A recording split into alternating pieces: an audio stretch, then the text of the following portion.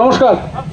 আমাদের শুক্তাবাড়ি অঞ্চল তৃণমূল কংগ্রেসের পক্ষ থেকে সারা রাজ্যব্যাপী যে প্রতিবাদ মাননীয় মুখ্যমন্ত্রী নির্দেশ দিয়েছেন যে এনআরসি থেকে ভারতবর্ষের একাংশ মানুষের নামকে বঞ্চিত করে দিয়ে বের করে দিয়ে তাদেরকে ডিটেনশন ক্যাম্পে পাঠানোর একটা চক্রান্ত বিজেপির কেন্দ্রীয় সরকার করছে।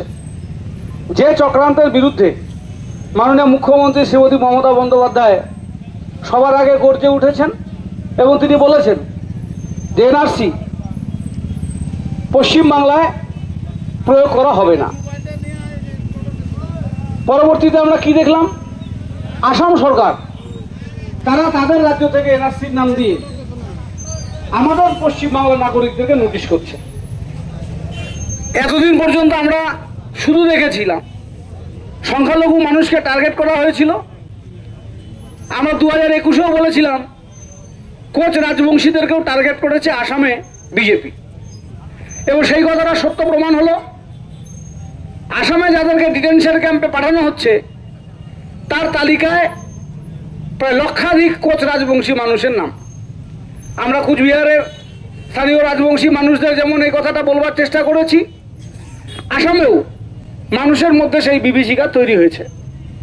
পশ্চিমবাংলার অনেক মানুষ বিশ্বাস করতে চাননি যারা বিজেপি ঝান্ডা নিয়োগ করেন। যারা আরএসএস করেন তাদের প্রচার ছিল যে না, এনআরসি করা হচ্ছে শুধুমাত্র মুসলিম মানুষদেরকে টার্গেট করে। যারা পশ্চিমবাংলায় মাননীয় মুখ্যমন্ত্রীর প্রতি আস্থা রেখেছেন তাদেরকে টার্গেট করে। কিন্তু আজকে সেই বিজেপির আসল ছবিটাও বেরিয়ে এলো যে কুচবিহারের রাজবংশী যুবক উত্তম ব্রজবাসীকে তারা এনআরসি তালিকা থেকে বের করার জন্য তাকে নোটিশ করে ডেকে পাঠালো আসামের সরকার। যুক্তরাষ্ট্রীয় পরিকাঠামো মানছি না, পশ্চিমবাংলা আলাদা রাজ্য, এখানে আসামের নাক গলানো চলবে না। মাননীয় মুখ্যমন্ত্রী সে ব্যাপারে দ্ব্যর্থহীন ভাষায় উনি দেশের মানুষের উদ্দেশ্যে সে কথা বলেছেন। আমরা কুচবিহার জেলার মানুষ গত 3 দিন যাবৎ এনআরসি বিরোধী এই আন্দোলন গড়ে তুলেছি। শুক্তাবাড়ি অঞ্চলের আমরা যারা সাধারণ তৃণমূল কংগ্রেস কর্মী তাদেরকে আমরা অভিবাদন জানাই যে আপনারা প্রত্যেকটা মুহূর্তে মমতা বন্দ্যোপাধ্যায়ের পাশে থেকেছেন। লড়াই এটা হয়, সবসময় সবটা নিজের মনের মতন হয় না।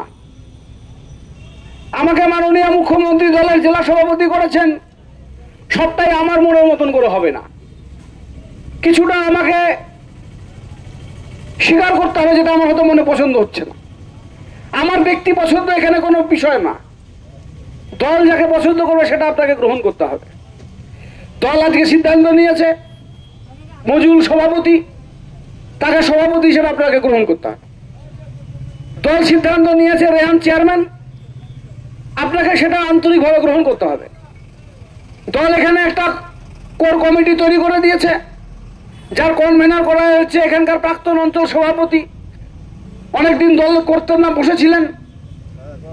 তার এক ভাইপো এখানে পঞ্চায়েত নির্বাচনে মারা গেছেন, দলের জন্য শহীদ হয়েছেন, তাকে আমরা কনভেনার করেছি আবুল হোসেনকে।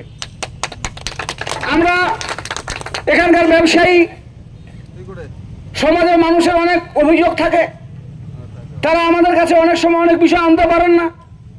আমরা দলের কমিটিতে জমশেদ আলী, পার্থ চক্রবর্তী, মোবারক হোসেন, আবু মোতালেব, আবু বক্কর সিদ্দিকী, শহীদুল হক, মুখতার উদ্দিন আহমেদ আমাদের প্রাক্তন প্রধান ছিলেন, আব্দুল রহমান, তাদেরকে আমরা এখানকার কোর কমিটিতে যুক্ত করেছি। এছাড়া গ্রাম পঞ্চায়েতের প্রধান, যেহেতু তিনি এখন একটি প্রশাসনিক দায়িত্বে আছেন, আমরা গ্রাম পঞ্চায়েতের প্রধানের ক্ষেত্রে বা কোনো রকম প্রশাসনিক কাজে পরিবর্তনের সিদ্ধান্ত দল নেয়নি। তাই প্রধান তার প্রশাসনিক কাজ যাতে সুষ্ঠুভাবে করতে পারে, আমরা প্রধানকেও এই কোর কমিটিতে জায়গা করে দিয়েছি। দল অঞ্চল পরিচালনা করবে, উন্নয়নের কাজ দল ঠিক করবে। আমরা 2026-এর নির্বাচনে এই অঞ্চল থেকে অন্তত 15,000 ভোটে লিড করে আমাদেরকে যেতে হবে, যাতে কুচবিহার দক্ষিণ বিধানসভা কেন্দ্র আমরা জয়ী হই। আমি এতটুকু আপনাদের প্রত্যেককে বলছি, শুক্তাবাড়ি অঞ্চলে প্রত্যেকটা পার্টি কর্মীকে, যার কাঁধে তৃণমূলের পতাকা আছে, তিনি যেই হন আর আমি যত বড়ই নেতা হই, আমাদের মূল্য সমান। পার্টির কর্মী, বুথের কর্মী, যে মমতা বন্দ্যোপাধ্যায়ের ঝান্ডা নিয়ে লড়াই করেন, ভোটের দিন পোলিং স্টেশনে থেকে বুথের মানুষকে এনে ভোট করান, তিনি সবচেয়ে বড় নেতা, আমি তার থেকে অনেক বড় ছোট নেতা। কাজেই আপনারা মনে রাখবেন, আপনাদের প্রতি পার্টির শ্রদ্ধা সম্মান যারা বুথে লড়াই করেন তাদের কাছে সমান। আপনারা নিশ্চিত থাকুন, কোনো রকম অন্যায়, কোনো অবিচার কোনো পার্টি কর্মীর সাথে হবে না। আমরা বুথ কমিটি গঠনের জন্য আগামীকাল থেকে বিভিন্ন বুথকে ডাকবো, বুথের সমস্ত নেতৃত্বদেরকে নিয়ে বসবো, বুথের সমস্ত নেতৃত্বদেরকে ডেকে নিয়ে সমর্থক কর্মী যারাই আছেন বুথের, প্রত্যেকটা বুথে 1.5-2 ঘন্টা 3 ঘন্টা সময় লাগলে তাদেরকে নিয়ে আমরা বসবো। সবার তাতে কথা বলার সুযোগ থাকবে। আমরা অলরেডি কবে কোন বুথ নিয়ে বসবো সেই তালিকা আমরা বের করে দিয়েছি, সমস্ত পঞ্চায়েতদের কাছে সেগুলো আমরা পৌঁছে দিয়েছি। সেগুলো নিয়ে আপনারা তাদের থেকে জেনে নিয়ে পার্টি অফিসে, জেলা কার্যালয়ে আসবেন। সেখানে আমরা সবার কথা শুনে আমরা আমাদের বুথের কমিটি গঠন করব। বুথ কমিটি গঠনের ক্ষেত্রে যদি আপনি মনে করেন সবাই আপনার পছন্দের মানুষ থাকবে, আপনার অপছন্দের একটা মানুষও থাকবে না, এটা কি হতে পারে না? হতে পারে না। বলুন, আপনার পছন্দের বাইরেও তো মানুষ দল করে, তাকেও বুথে রাখতে হবে বুথ কমিটিতে। তিনি তো দল করেন, আপনার সাথে তার বিষয়টা একদম একান্ত ব্যক্তিগত। কিন্তু বুথ কমিটিতে যারা দল করেন, যারা কমিটিতে থাকবার যোগ্য, তারা মনে চান যে আমরা থাকলে পার্টির হয়ে বেশি কাজ করতে পারবো, তাদেরকেও আমরা বুথ কমিটিতে সংযোজন করব। আমি আবার বলছি, শুরুতে বলেছি, শেষে বলবো, সবটা মনের মতন করে হবে না, আপনাকে কিছুটা স্বীকার করতে হবে। দলের সিদ্ধান্ত হিসেবে আপনাকে সেটা স্বীকার করতে হবে। যা ঘটনা ঘটেছে আমি কোনোটাই আর বেশি পুনরাবৃত্তি করতে চাই না। আপনারা মনে রাখবেন, পার্টি সবটা দেখছে, কিন্তু কেউ বেশি পার্টির থেকে চালাক হবেন না। দল কোনোটাই নজরদারি করছে না, দেখতে পাচ্ছে না তা না। কাজেই আমাদের একটাই অনুরোধ থাকবে সকলের কাছে, আপনারা দলের ডাইরেকশন ফলো করুন। দল পরিচালনার জন্য যাদেরকে দায়িত্ব দেওয়া হয়েছে তাদেরকে মান্যতা দিয়ে চলুন। আর আপনার মনে প্রশ্ন থাকতে পারে, অমুকে তো এটা মানছে না, অমুকে তো এই কথাটা শুনছে না।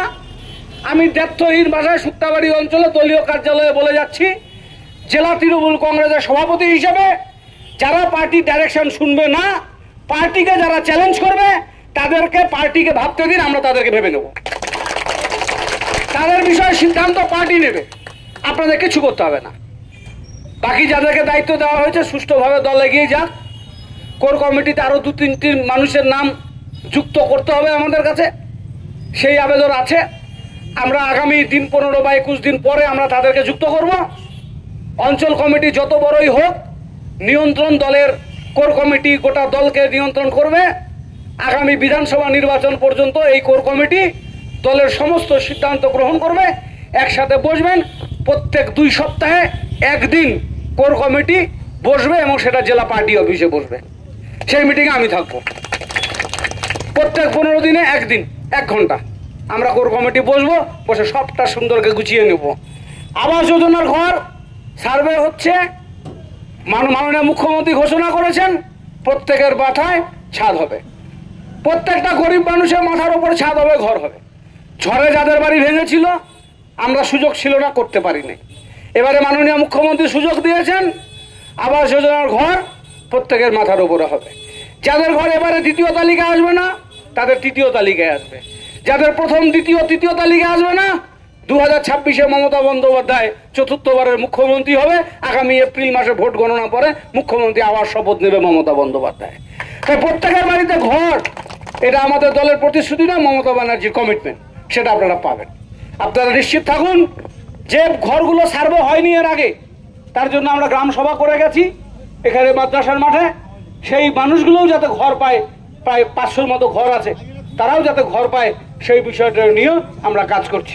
গ্রাম পঞ্চায়েতের প্রশাসন বর্তমান যারা আছে, প্রশাসনিক দায়িত্বে যারা আছে, সরকারি কর্মচারীরা তারা অত্যন্ত নিষ্ঠাভাবে অঞ্চলে কাজকর্ম করছে, সার্ভে ভালো মতো করছে।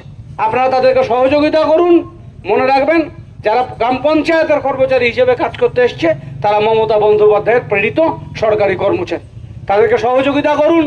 এখানে পুলিশ প্রশাসন আছে, এখানে ক্যাম্প করা হয়েছে। আমি আগামীতে চাই 2026-এর পরে মাননীয় মুখ্যমন্ত্রীর কাছে আমাদের এটা আবেদন থাকবে, এই 9 অঞ্চলে একটা জায়গাতে আমরা এখানে একটা থানার দাবি মাননীয় মুখ্যমন্ত্রীর কাছে আবদার আমরা করব। তাহলে কি হবে, আরো বেশি যোগাযোগ, আরো বেশি মানুষের কাছে হাতের কাছে সুবিধা আসতে শুরু করবে। তাই এখানে যে ক্যাম্প এখানে শুক্তাবাড়ি গ্রাম পঞ্চায়েত আছে তাদেরকে সহযোগিতা করতে হবে, অফিসারদেরকে সহযোগিতা করতে হবে। আমি প্রত্যেককে অভিনন্দন শুভেচ্ছা জানাই। নিষ্ঠাবান পার্টি কর্মী শুক্তাবাড়ির অঞ্চলের মতন এত একনিষ্ঠ পার্টি কর্মী অনেক অঞ্চলেই পাওয়া যায় না। আমি আপনাদের জন্য গর্ব করি যে কুচবিহার লোকসভা নির্বাচনে প্রায় 10,500 ভোটে আমরা এই অঞ্চল জিতলাম। মিছিলটা আরেকটু পরে করলে আরো হয়তো কয়েকশো লোক মিছিলে আসতো, কিন্তু বড় শোলমারিতে একটা মিটিং আছে, আমাকে গিয়ে পৌঁছাতেই হবে। 7টার মধ্যে মিটিংটা ধরতে হবে, ওখানে খুব ইম্পর্টেন্ট অঞ্চলের মিটিংটা। তাই আমি আপনাদের কাছে বিদায় নিচ্ছি, প্রত্যেকে অভিনন্দন শুভেচ্ছা জানাচ্ছি। মিটিংটা চালান। আমি অনুরোধ করব যারা আছেন অঞ্চলের প্রেসিডেন্ট, চেয়ারম্যান এবং কনভেনার সবাইকে বলার মতো তারা 2-1 কথা করে বলবেন। সবার আগে রেহান 2 কথা বলবে, তারপরে আবুলদা আছে, তারপরে অঞ্চল সভাপতি মজিউল 2-4 কথা বলে শেষ করবেন। ধন্যবাদ।